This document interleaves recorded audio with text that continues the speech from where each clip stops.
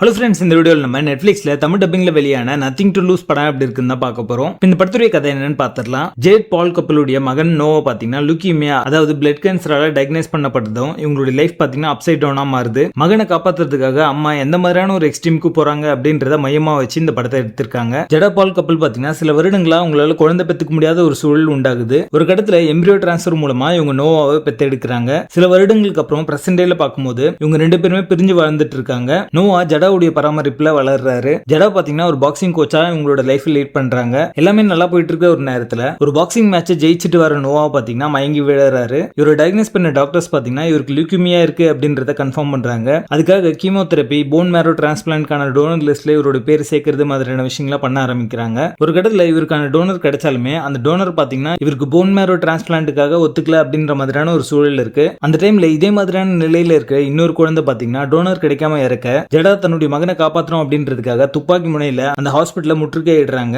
இவங்க பையனுக்கு டிரான்ஸ்பிளான்ட் நடக்காம அங்க இருக்கிற யாரையும் ரிலீஸ் பண்ண மாட்டேன் அப்படிங்கிற மாதிரி சொல்றாங்க. மொத்த சிட்டியும் பாத்தீங்கன்னா இது லைவா பார்த்துட்டு இருக்கு. இந்த சூழல்ல நோவாவை உங்களால காப்பாற்ற முடிஞ்சதா அப்படின்றத இந்த படத்துடைய கதையே. பிரெஞ்சுல பாத்தீங்கன்னா இந்த மாதிரியான டோனர் லிஸ்ட் பெருசா இருக்கிறதும் ஹாஸ்பிட்டல்ஸ்ல எல்லாருக்கும் டோனர்ஸ் வந்து அரேஞ்ச் பண்ண முடியல அப்படின்றதுனால டோனரா இருக்கிறவங்க எல்லாரும் பாத்தீங்கன்னா முன் வந்து இந்த மாதிரியான விஷயங்களை பண்ணணும் அப்படின்றத வலியுறுத்துற மாதிரி இந்த படத்தை எடுத்திருப்பாங்க. இவங்க சொல்ல வந்த கருத்து நல்லா இருந்தாலுமே அது கன்வே பண்ண விதம் பாத்தீங்கன்னா சரியா வந்து ஆடியன்ஸ்க்கு கொண்டு போய் சேர்க்கல அப்படின்னு தான் சொல்லுவேன்.